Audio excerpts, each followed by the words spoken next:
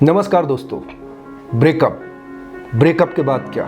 Breakup एक बहुत खतरनाक बीमारी बन गई है। ब्रेकअप अब कैंसर से भी खतरनाक हो गई है। बिकॉज ब्रेकअप के बाद बहुत सारे लोगों को हमने देखा है जो तबाह हो रहे हैं, और उनके साथ साथ सपोज घर में एक बच्चा है और उसने गलत कदम उठा लिया है तो उसकी वजह से पूरा परिवार तबाह हो रहा है। इसलिए हम लोगों ने आज डिसाइड किया कि ब्रेकअप पे बात होनी चाहिए। ब्रेकअप पे हमें बात करना बेहद ज़रूरी है। बहुत सारे पेरेंट्स ने हमें बोला भी कि आप इस टॉपिक पे ज़रूर वीडियो बनाइए, तो ये वीडियो पूरा देखिए और सबको भेजिए, एक तरह से उनकी मदद होगी। तो सबसे पहले इस वीडियो का मकसद ये बिल्कुल नहीं है कि ब्रेकअप होना चाहिए। हम ये नहीं चाहते कि किसी का भी ब्रेकअप हो, लेकिन अगर ब्रेकअप हो ही गया है तो उसके बाद जो तबाही आती है, जो घर परिवार तबाह हो रहे हैं, जो जिंदगियां तबाह हो रही हैं, क्या उनको बचाया जा सकता है? क्या ऐसा कोई रास्ता है जो ब्रेकअप के बाद भी लाइफ नॉर्मल रहे? सबसे पहले मैं ये बोलना चाहता हूँ दोस्तों, यहाँ ज्ञान देना आसान है, लेकिन सच में ये ब्रेकअप के बाद जो पेन होता है वो सहना बहुत मुश्किल है। ये मैं पूरी तरह से मानता हूँ कि ब्रेकअप के बाद जिंदगी वापस नॉर्मल करना बहुत ही मुश्किल है, लेकिन नामुमकिन नहीं है। इसको ऐसे समझ लीजिए कि अगर हमारे घर परिवार में किसी का डेथ भी होता है तो हमारे साथ क्या होता है? हम कुछ दिनों बाद ये बोलने लगते हैं कि भगवान की मर्जी थी, जब तक की लाइफ थी तो वो तो वैसी रहेगा। हम अपने आप को ऐसा सेटिस्फाई करते हैं घर परिवार में किसी की डेथ हो तब। लेकिन अगर आपके रिश्ते की डेथ होती है तो एक्चुअली फिर आप उसको ब्रेकअप क्यों नाम देते हैं? एक्चुअली ब्रेकअप नाम देना ही नहीं चाहिए। उसको भी आप ऐसा नाम दे दीजिए जिससे कि वो दोबारा आपके मन में ना आए। हम ब्रेकअप होने के बाद या रिश्ते की डेथ होने के बाद उसको अपने अंदर जिंदा रखते हैं और वो हमें धीरे धीरे करके पेन देता है। समझ रहे हैं ना मैं क्या कह रहा हूँ? एक तरफ जब किसी की डेथ होती है तो उसका अंतिम संस्कार करके अपने धीरे धीरे नॉर्मल लाइफ में लौटते हैं और बोलते हैं कि ये क्या कर सकते हैं, जिसको जितने दिन लिखा है उसको उतने दिन रहना है, भगवान की मर्जी। करेक्ट? तो जब रिश्ते की डेथ होती है तो उसको भी अंतिम संस्कार कर दीजिए ना। उसको क्यों ढो रहे हैं आप? उसको ऐसे क्यों नहीं मान लेते कि वो खत्म हो गया? उल्टा होता है, जब रिश्ते की डेथ होती है तो उसको लोग और ज़्यादा जिंदा कर लेते हैं, उसके बारे में ज़्यादा सोचते हैं। अगर गलती से वो कहीं दिख गया या दिख गई तो उनका पूरा दिन खराब हो जाता है। एक और गलती करते हैं जिनका ब्रेकअप हो गया है या डिवोर्स हो गया है, वो उनको ज़्यादा सोचते हैं, उनके बारे में ज़्यादा जानना चाहते हैं, उनके बारे में बात करना चाहते हैं। जबकि होना क्या चाहिए? जो रिश्ता खत्म हो गया है वो हो गया है। परमानेंट ब्रेकअप यदि हुआ है, मैं उस छोटे मोटे लड़ाई झगड़े की बात नहीं कर रहा हूँ, वो ब्रेकअप नहीं है जहाँ 3 दिन बाद एक हो गए, 15 दिन बाद एक हो गए। ब्रेकअप वो जहाँ परमानेंट रास्ते अलग हो चुके हैं, दो अलग अलग रास्ते पे जा रहे हैं।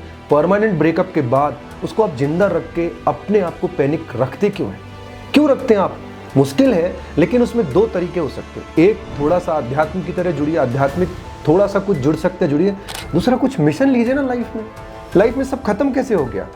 आप ऐसे कैसे कर सकते हैं कि नहीं अब मेरी लाइफ में सब खत्म? उस लड़की को पाना या उस लड़के को पाना ही मेरी जिंदगी का सबसे बड़ा उद्देश्य था?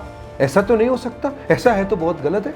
बहुत सारे ऐसे भी लोग हैं आजकल जो ब्रेकअप के बाद कुछ अच्छा होगा, भगवान ने कुछ अच्छा पार्टनर सोचा होगा, मेरी लाइफ में कुछ अच्छा होने वाला होगा। ब्रेकअप मेरी गलती से नहीं हुआ है। ब्रेकअप करना भी नहीं चाहिए, किसी को चीट नहीं करना चाहिए, लेकिन जिसका ब्रेकअप हो चुका है या जो गलत नहीं है उसको जिंदगी भर किसी दूसरे के लिए मातम भी नहीं मनाना चाहिए, जिंदगी भर वेट भी नहीं करना चाहिए। उससे अच्छा कुछ वेट कर रहा है। आपकी जिंदगी खत्म नहीं हुई है, सब कुछ फिनिश नहीं हुआ है, इवन नया रास्ता खुला है। हो सकता है कुछ उससे अच्छा होने वाला हो आपकी लाइफ में, लेकिन उल्टा हो। हम डेथ के बाद तो सब खत्म कर देते हैं, जब रिश्ते की डेथ होती है तो उसको और जिंदा करते हैं, उसमें और पानी डालते हैं और उसमें खाद डालते हैं, उसके बारे में पता करते हैं, उसका फेसबुक, उसका इंस्टाग्राम, उसका स्टेटस, उसको जगह जगह जाकर उसको सर्च करते हैं, वो कहाँ है, क्या कर रहा है। कई लोग तो और भी गलती करते हैं। अगर वो सक्सेस हो रहा है तो परेशान होते हैं, अगर वो परेशान है तो खुश होते हैं। मतलब आप कभी उस रिश्ते से अलग हुए ही नहीं, आप तो और अटैच्ड हुए हैं, आप तो और करीब आए। रिश्ते से ब्रेकअप का मतलब होता है मैंने परमानेंट अपने आप को उन चीज़ों से दूर कर लिया। अब वो अच्छा करे बुरा करे कोई बात नहीं, मेरे लिए एक अननोन पर्सन है या वो मेरे लिए कुछ भी नहीं है। होता उल्टा, और ज़्यादा मैटर करने लगता है और ज़्यादा सोचने लगते हैं। हम अपने अच्छे खासे घर परिवार को छोड़ के, अपने अच्छे खासे करियर, अपने बिजनेस को छोड़ के उन्हीं चीज़ों में दिन भर सोचते रहते हैं। ब्रेकअप के सॉन्ग सुनते हैं, ब्रेकअप की मूवी देखते हैं, उल्टा करते हैं। मतलब वो सब कुछ करते हैं जिससे हमें उसकी याद आए, जबकि करना क्या चाहिए?